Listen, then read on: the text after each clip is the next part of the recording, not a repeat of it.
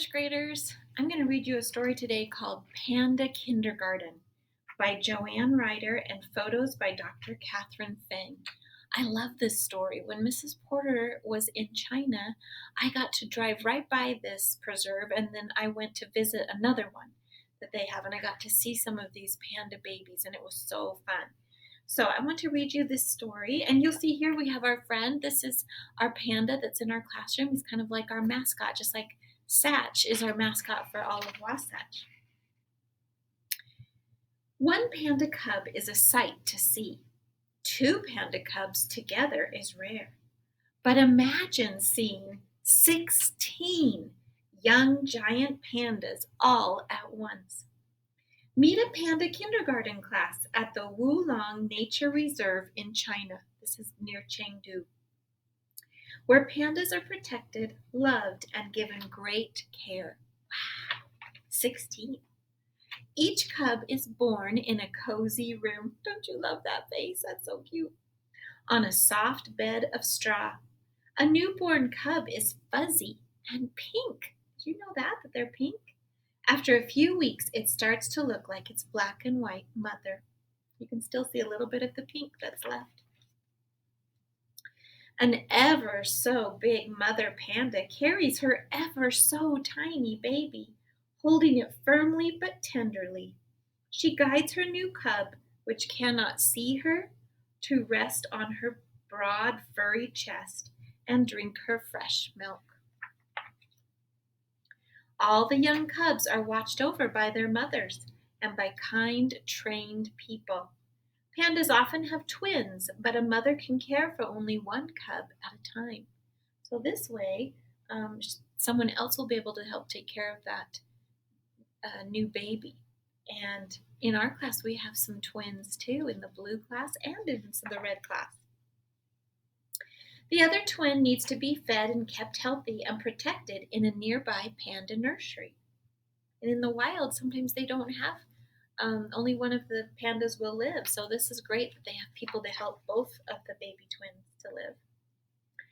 As the small bears grow, the skilled and helpful people and the mother panda swap cubs. So each twin gets constant care and both share time with their mother. With such a loving team, each panda cub grows and grows. Slowly, its eyes open wide, and it begins to see its mother's furry face and other faces full of smiles. When the panda cubs are big enough to leave their nursery and their mothers, they are ready to have new adventures and to make new friends in Panda Kindergarten. Here come the kindergartners. Look at them go. One of the things that I learned when I went to the reserve that I didn't know before is that just before they're at this stage where they can walk by themselves, they are not able to walk. They just sit there. And so the workers will put them out to let them have some fresh air and sunlight and things, but they can't move. Just like we have our babies, our human babies, they can't move until they're able to crawl when they're about 5 to 6 months old. So you can see that they're a lot of times like humans, that they're really dependent on their mommies at first. The young pandas have their own panda playground full of places where cubs can swing and climb and play with their new friends. Pandas that play together may learn to be comfortable with each other as cubs and as adults. So that was what this was like in the preserve that I saw, and we had adults that could be together. In their outdoor playground, the curious cubs learn exciting things about their world. They discover snow is cold and very slippery. Pandas always find new ways to play, like tugging and tearing and touching their toes. To a panda cub, almost anything can be a toy. Do you see what is a toy for them in this picture?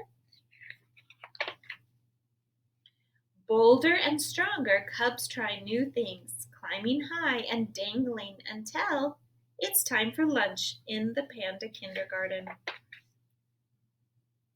With so much to do and so much to discover, lively little bears start feeling tired and sleepy. It's time for cubs to take a nap.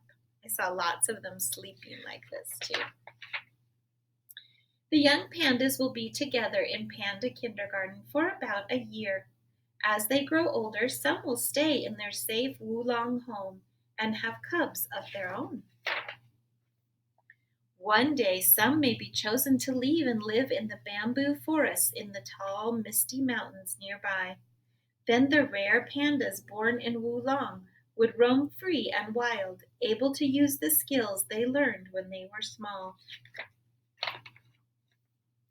Learning from each other and from the people who care for them, the pandas born in Wulong are on a special journey that gives hope to pandas everywhere and to all who love them. So I hope that you will have enjoyed looking at some of these videos, listening to the story, and being able to find out some new um, ideas or things that you didn't know about pandas. This is called one of our Chinese culture lessons. So we wanted to just give you a little bit of insight into pandas and where they live and what are some of the things that they look like when they're born and what they um, eat and things like that. So hopefully you've enjoyed that. We'll talk to you later. Bye bye.